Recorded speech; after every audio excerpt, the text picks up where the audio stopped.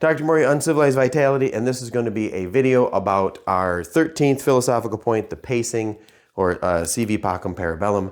We'll explain that. And at the end of this video, which will probably be a little longish, I'm going to give you the absolute best weapon for personal self-defense. So stay tuned for that.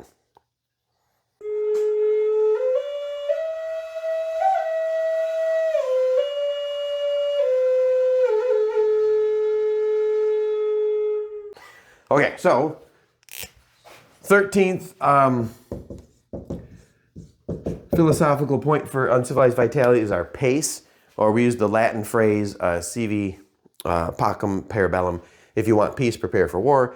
It's just our shorthand way of saying be prepared all the time, but the Boy Scouts had be prepared, so we had to pick something else. So pacing stands for primary, alternative, contingency, and emergency planning, and that's how we do everything. And this video will be about self-defense and personal weapon use. And a weapon would just be a tool that you would use as a force multiplier. Our tool family for hunting and personal protection are the sling and spear. And this is just a little spear, a little stabbing spear, and an old-fashioned sling. But obviously you can't walk around with a spear, although you can carry a sling with you. But sling and spear is representative of all the self-defense and hunting weapons. And now I'm going to go through what a weapon is, or different classifications of weapons. So this would be sort of from a martial arts perspective. I've taught martial arts for about 36 years, and this is how we define or classify weapons. There are stick weapons, there are edged or penetrating weapons, there are flexible weapons, and there are projectile weapons. And then there are a couple others from a strict martial arts category. It's those four. There are a couple others. There's improvised weapons and combination weapons. I'll just write combo. So we'll talk about those a little bit. So in edged weapons, edged or penetrating weapons, the archetype or the best representative is a sword. So this is a long edged weapon. This is my sword. It is a real sword made for cutting. It's heavy. It's great as a weapon. I've studied sword use for decades. I just can't walk around with it as a self-defense weapon, although that'd be super cool. So a sword is the best edged weapon. Obviously my spear has an edge on it, but the spear would be this little short asai spear would be a combo weapon. I can use it for slashing and penetrating, but it's also got some impact capabilities too. So that short spear, I can't walk around with that either. So edged weapons we can walk around with. It'll be like a pocket knife. We'll get to that in a little bit. Like this Spyderco folder, just a one-handed knife. It's got a lot of features. It's got the little clip for the pocket. Got the Spyderco famous hole, so you can open that up. This is an older police model of stainless steel. It's a little slippery when it gets blood on it. We'll go into that, how I know that, but that's just how it works. We'll come back to that. So let's start with the stick. The stick weapons are the original weapons. They're any kind of impact delivery device. So I can pick up a stick. All right, that's the main representation of the stick weapon, just like the sword is the main representation of an edged weapon in martial arts. So just a stick, and we've got some stick fighting video playlists now on the YouTube channel. You can see some of the basics of how to swing the stick around. Another good stick weapon is jipangi, a cane. All right, so you can walk around with this. There's a lot of uses. You can swing this around like a stick. You can use the hook in different methods. Korean martial arts teaches the use of the stick, the jipangi sul. But now, with the internet, there are, what's that guy called? Combat Cane or Cane Masters. Just Google that. They've got, this is one of theirs actually. I really like them, and they've got some self-defense tips for using a cane to protect yourself. It's mainly stick weapon stuff. Another type of impact weapon would be like a collapsible club, right? This collapsible baton, this asp. You can carry it around in compact form, and then when you need a stick, you just fling that out and you've got a short stick you can hit things with. Just stick weapon, impact. Oh, now it's stuck. And then I've got this little butt cap that I've got I don't know, 25 years ago or something for my asp that gives you a little finger crook there where your pinkies can get a better grip, get better leverage. All right, so those are mainly the stick weapons, anything you deliver concussive force or impact. It would also include things like a pair of brass knuckles, or these are my paperweights because brass knuckles are quasi-legal. These are just paperweights, but the little paperweight holder broke off. So you put these on, and now it's got the properties of a stick weapon, meaning it delivers impact. Okay, so that's another stick weapon. Can't carry them around though. So moving on to edged weapons. Oh wait, one more. Well, I'll come back to that.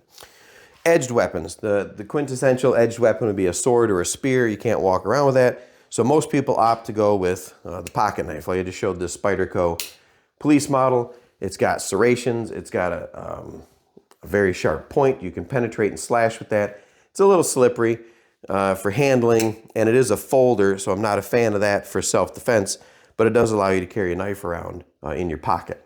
So you could carry that edged weapon. You could carry, there's my Leatherman Signal. Leatherman Signal's got a blade on it. The Leatherman Signal's also got this impact point on the bottom, so it's got some properties of the stick weapon too, so you could think of that as a combination weapon. Other knives, other penetrating and stabbing would be like this SOCP dagger. This one's kind of nice. I carry that one a lot. My clinch pick, this is a Pikal style knife where you can pull with that. That's another edged weapon. Both of those though are a little dicey to carry. Here's a little street scalpel. It's got a finger ring. It's got just a tiny blade. This is mostly for poking holes in things. So those are great, but they're obviously only designed or intended for one purpose, and that can be problematic for legal reasons. You could carry just a small knife or belt knife like this Cricut Minimalist. This is the spear point shape, and this is a fixed blade, full tang construction, couple scales. So I don't have to worry about a failure point at the pin or hinge. And I can use this for a lot of daily tasks. We call them string and cheese knives, cut my cheese, cut my string. But in a pinch, I could use this to make some self-defense injuries on an assailant. But some places you can't carry a knife. So you might think about carrying one of these fiberglass, non-metallic self-defense items. This little push knife and this little Delta dart. I don't know if anyone remembers these from Cold Steel. You can't get these anymore because they're not detectable by metal detectors. So all the new ones come with metal fibers and things in them that do show up when you go through the metal detector. So I can't recommend that. This is just for demonstration purposes. All right, so obviously you can't carry those places that are non-permissible. So most of my edged weapons are out as far as daily carry. I don't have my pistol on screen, but that would be probably the best example of a projectile weapon besides maybe the sling where I can throw a rock or a pebble. But most people aren't going to defend themselves in a pinch by whipping their sling out and throwing a rock. Pistol, of course, that's great, but also requires an extra magazine and a flashlight. If you carry a pistol, you have to carry those two things as well.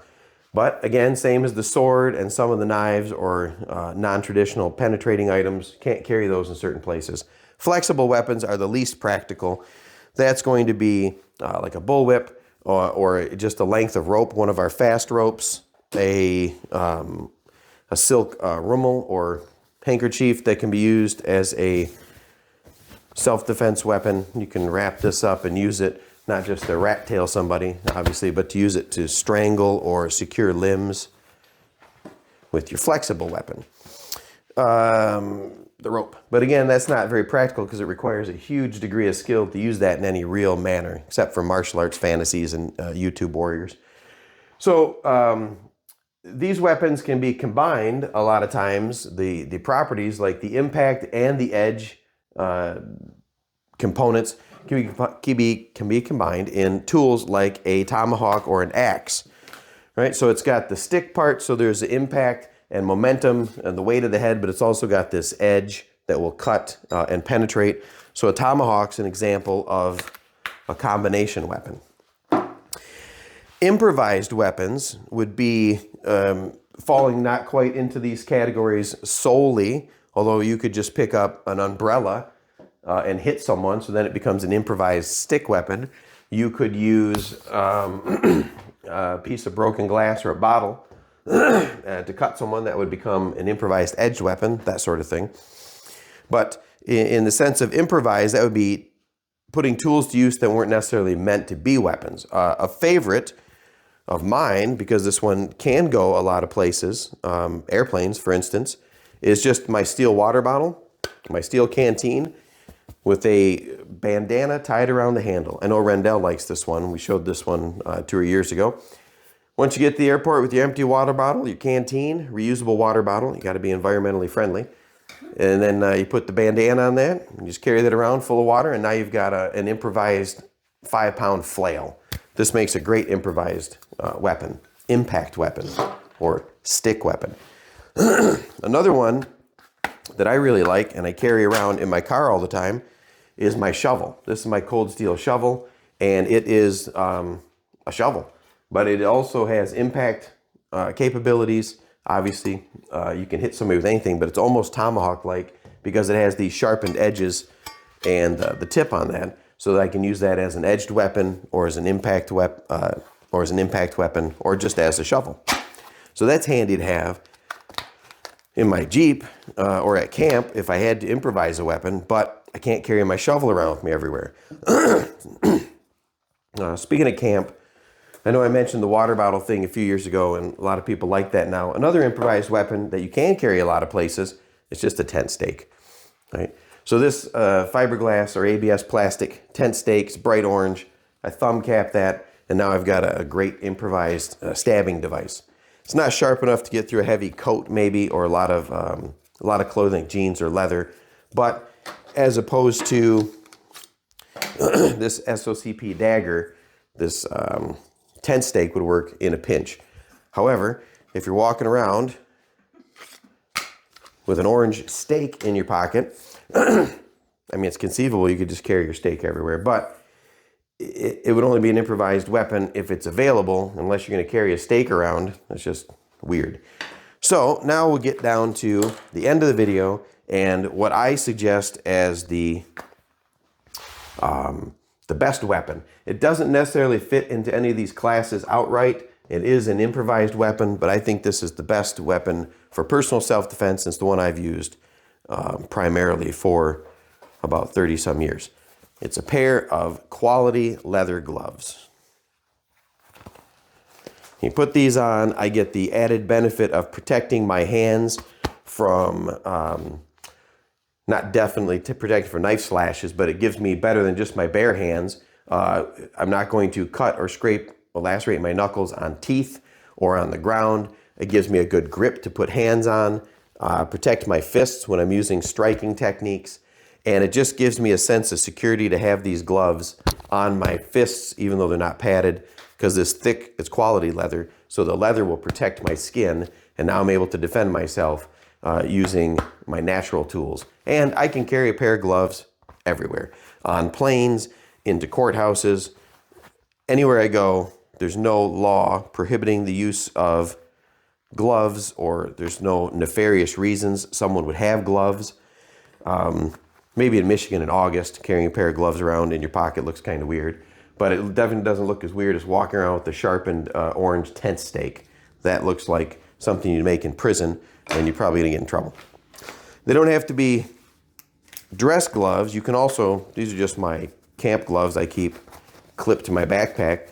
This is just a pair of pig hide or cowhide leather gloves. They protect my knuckles, they protect my hands when I'm working. And one of the tools you should always have with you is a pair of gloves under cover and clothing. So having a pair of gloves is probably the best self-defense weapon you can carry in every environment to protect your hands. You can, does Rendell know how to bleep? You beat someone's ass with a pair of gloves on that and not worry about hurting your knuckles.